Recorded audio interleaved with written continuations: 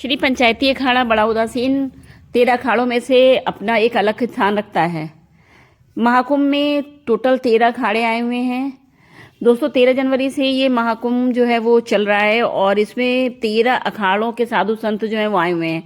Hi friends, welcome to my channel. और इस समय देखिए अभी हम आए हुए हैं और जिस अखाड़े के बाहर खड़े हैं वो अखाड़ा आप देख सकते हैं, श्री पंचायती अखाड़ा बड़ा उदासीन। ये अखाड़ा अपने आप में ही महाकुंभ में जो है एक अलग स्थान रखता है। काफ़ी बड़ा अखाड़ा है, काफ़ी बड़े एरिया में भी लगा हुआ है और बहुत ही महत्वपूर्ण भूमिका है इस अखाड़े की। तो आइए जानते हैं इस अखाड़े के बारे में, अंदर चलते हैं और दिखाते हैं कि इस अखाड़े के बारे में और क्या क्या जानकारी हमें हासिल होती है।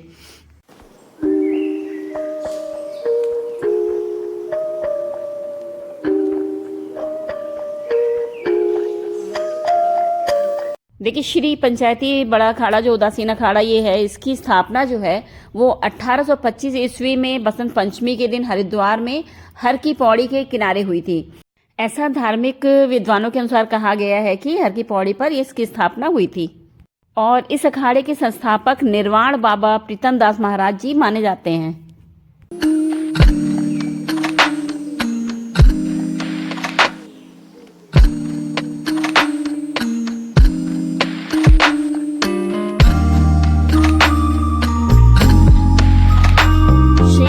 अखाड़ा बड़ा उदासीन, जैसा कि नाम के अनुसार ही आपको समझ में आ रहा होगा कि उदासीन का अर्थ होता है ब्रह्मा में आसीन, यानी कि समाधिस्थ।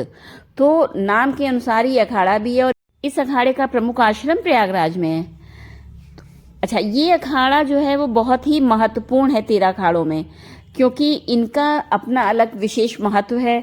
ये अखाड़ा अपने इष्टदेव श्री श्री 1008 चंद्रदेव जी भगवान और ब्रह्मा जी के चारों पुत्रों को मानता है।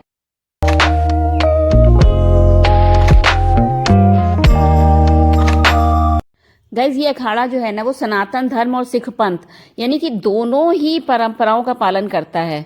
तो ये भी अपने आप में बहुत ही महत्व रखता है। और गाइज, सबसे विशेष बात इस अखाड़े की क्या होती है पता है?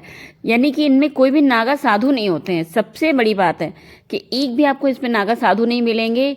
और ये जो अखाड़ा होता है ना, इसमें जैसे कहते हैं कि इनके जो ध्वज होता है, ध्वज में एक तरफ हनुमान जी की तस्वीर मिलेगी और दूसरी तरफ यानी इसमें चक्र भी विशेष महत्व रखता है।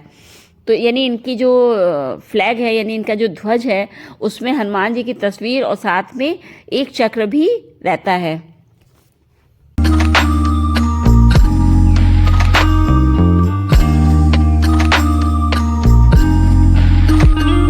देखिए श्री पंचायती अखाड़ा बड़ा उदासीन का शिविर भी काफ़ी सुंदर है और लोगों के आकर्षण का केंद्र भी है इस महाकुंभ में। मतलब काफ़ी संख्या में लोग इनके शिविर में आ रहे हैं और बहुत ही खूबसूरत तरीके से इसको सजाया भी है। ये देखिए गाय बछड़ा, इसके अलावा जो है मतलब पूरे अखाड़े को बहुत ही सुंदर तरीके से सुशोभित किया है, सजाया है। और सबसे खास बात है कि यहाँ पे आपको सभी भगवान के दर्शन मिलेंगे धार्मिक रूप से। और इसके अलावा यहाँ पे जो संस्थापक निर्वाण बाबा प्रीतम दास जी महाराज की यहाँ पे देखिए इन्होंने प्रतिमा भी बना के लगा रखी है। तो जय हो।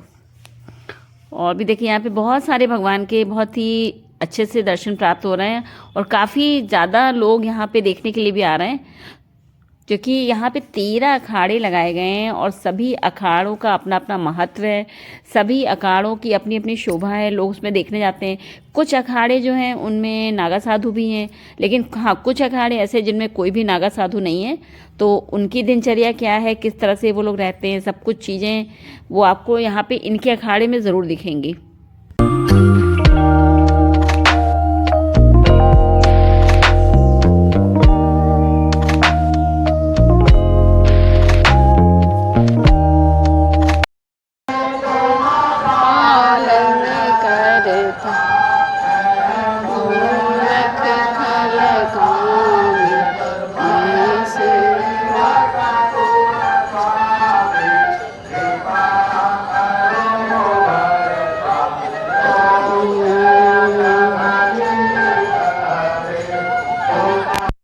देखिए इस अखाड़े में प्रवेश के साथ ही हर तरफ आपको एकदम भक्तिमय माहौल दिखेगा, और कि इस अखाड़े का मुख्य उद्देश्य ही है सनातन धर्म की रक्षा करना और साथ ही साथ लोक कल्याणकारी कामों को करना भी है। यहाँ पे देखिए महाकुंभ और कुंभ मतलब इन के दौरान जो है ना, इसमें यहाँ पे अखाड़े की तरफ से लगातार भंडारा चलाया जाता है और ये भंडारा कोशिश होती है कि रुके ना, निरंतर ये भंडारा चलता रहता है। तो इसलिए यहाँ पे हजारों लोगों को प्रतिदिन भोजन प्राप्त होता है, यानी कि कोई भूखा नहीं रह सकता। अब वैसे भी कुंभ और महाकुंभ जब भी आपका ये लगता है ना, तो आप इसमें अगर आप आते हो तो कभी भी भूखे तो रहने का कोई सवाल ही नहीं है, क्योंकि हर जितने भी ये 13 अखाड़े यहाँ पे लगाए जाते हैं, उन सभी अखाड़ों की तरफ से निःशुल्क भोजन वितरण होता है, यानी कि आपको भोजन की कमी तो होनी ही नहीं है और आप भूखे रह ही नहीं सकते हो, क्योंकि आपको किसी न किसी अखाड़े की तरफ से यहाँ पे निःशुल्क भोजन मिलता रहेगा। तो इसलिए इनका भी ये जो कर्तव्य है या इनका जो कार्य है मेन, कि यहाँ पे कोई भी भूखा ना रहे, इसलिए लगातार भंडारे चलते रहते हैं।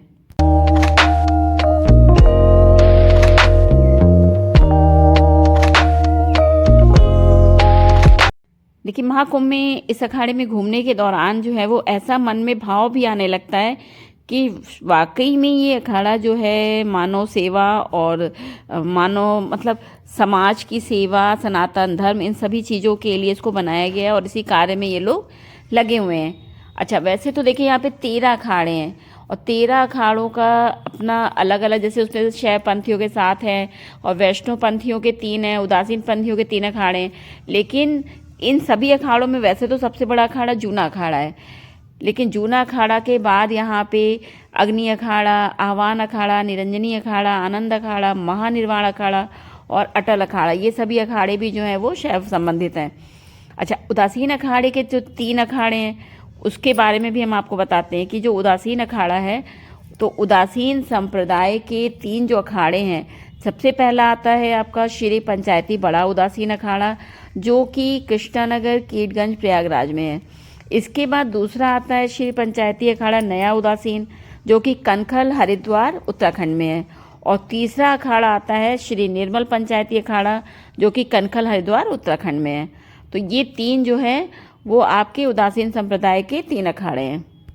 देखिए, महाकुंभ के दौरान इन अखाड़ों के साधु संत दिन में 3 बार गंगा स्नान करते हैं। इसके अलावा वो घास फूस पर सोते हैं और दिन में सिर्फ 1 बार भोजन करते हैं और पूरा दिन ये लोग प्रभु के ध्यान में रहते हैं।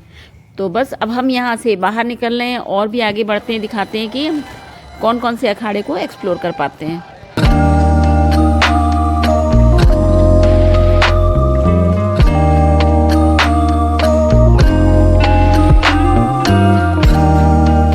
देखिए, ये अखाड़ा है दशनाम नागा सन्यासी श्री पंचायती अखाड़ा महानिर्वाणी। लेकिन यहाँ पे अभी अंदर जाने की परमिशन नहीं है, तो बस रात काफ़ी लेट हो गया था, इसलिए हम लोग अंदर नहीं गए। हम आगे बढ़ते हैं। ये आ गए हम डमरू द्वार के पास और डमरू द्वार से अब आगे देखते हैं और किस अखाड़े में हमें जाने को मिलता है, क्योंकि हर अखाड़े में इस समय एक्चुअली 7-8 बजने वाले हैं, तो रात को जाने को भी नहीं मिल रहा है। तो देख, इस बार महाकुंभ में एक चीज़ बहुत ही खूबसूरत दिख रही है। हर अखाड़े में, हर सेक्टर में मतलब अलग अलग द्वार बनाए गए हैं, जो कि बिल्कुल लोगों के आकर्षण का केंद्र है। और सारे द्वार के नाम जो है ना, वो सनातन धर्म में विद्वान धार्मिक रूप से रखे गए हैं।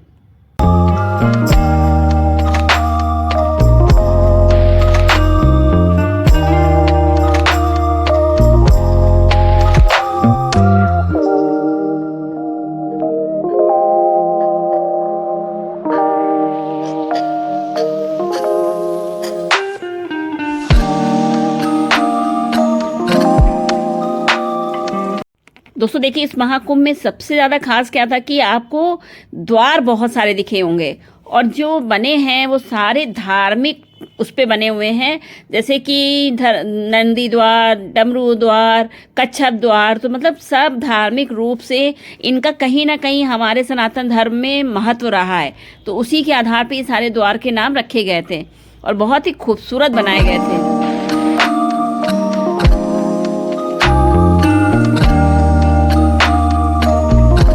और अभी हम आ गए हैं पंचायती अखाड़ा श्री निरंजनी। तो देखिए, यहाँ पे लोगों को एंट्री मिल रही है, यानी यहाँ पे जाने को मिल रहा है। तो हम भी अखाड़े में चल रहे हैं और आपको यहाँ की सबसे बड़ी बात है ना, यहाँ पे आपको नागा सन्यासी, नागा साधु वगैरह भी दिखेंगे। तो वो नागा साधु इस समय जो मेरे ख्याल से अभी 8 बज रहा होगा, तो 8 बजे के लगभग अभी उनकी क्या दिनचर्या चल रही है, वो लोग क्या कर रहे हैं, वो सारी चीज़ें दिखेंगी।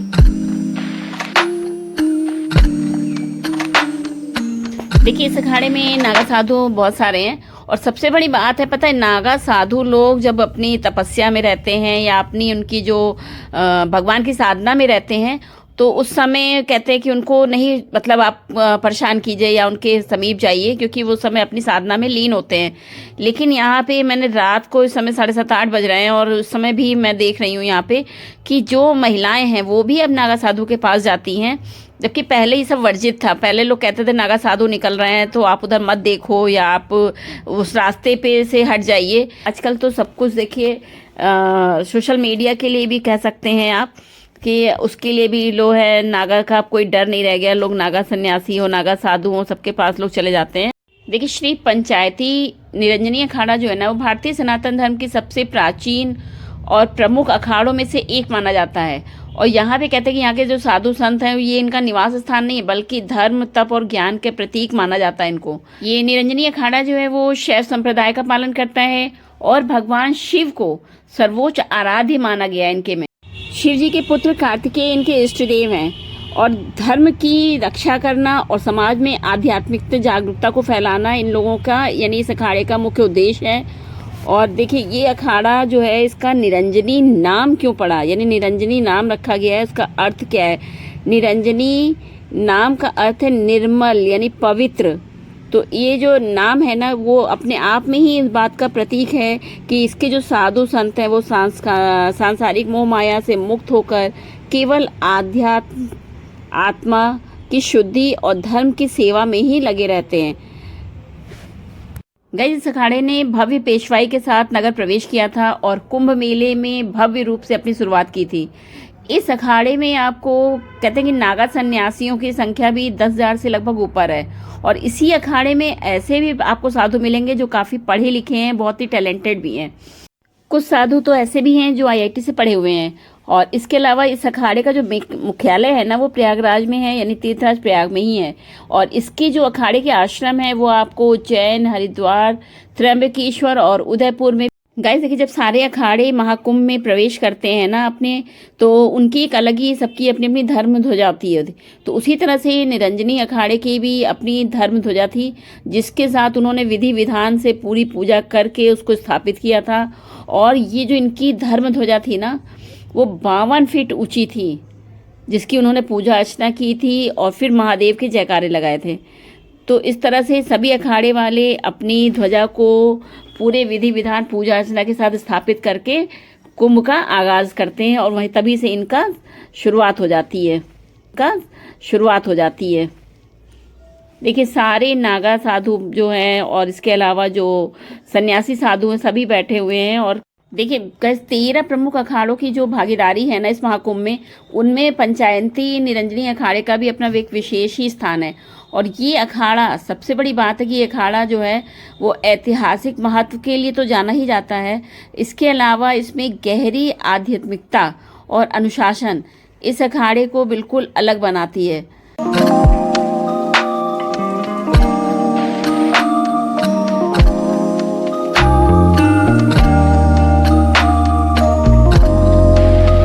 इस अखाड़े में देखिए, 2 तरह से जो कहते हैं ना कि दीक्षा दी जाती है, स्थायी रूप से भी और अस्थायी रूप से भी। अस्थायी रूप से जो लोग गृहस्थ जीवन से आते हैं और उनके अंदर संन्यास लेने की या दीक्षा लेने की प्रबल जिज्ञासा होती है, उनको देखा जाता है। अगर वो नहीं कर पाते तो उन्हें वापस घर भेज दिया जाता है। और जो स्थायी रूप से होते हैं साधु सन्यासी, जो कि पूरी तरह से उस जीवन को जीने के लक्षण उनके अंदर दिखाई देते हैं, तो उन्हें पूर्ण संन्यास की दीक्षा दी जाती है। तो इस तरह से इसमें अस्थायी और स्थायी 2 रूप से दीक्षा दी जाती है और साधु सन्यासी बनाए जाते हैं।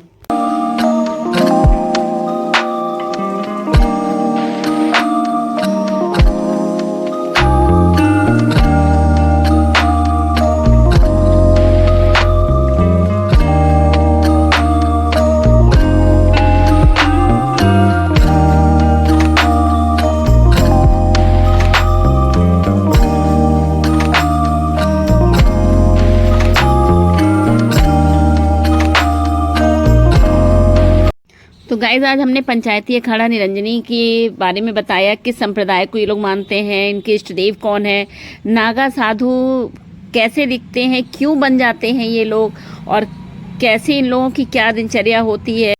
तो निरंजनी अखाड़े का सनातन धर्म में क्या महत्वपूर्ण भूमिका है, किस तरह से ये लोग समाज को क्या संदेश देते हैं, हर चीज़ को बताने का प्रयास किया मैंने। मेरा वीडियो आप लोगों को पसंद आया हो तो please like share and comments, और नए वीडियो में फिर हम आप लोगों से मिलेंगे। जय माँ गंगे, जय त्रिवेणी, हर हर महादेव।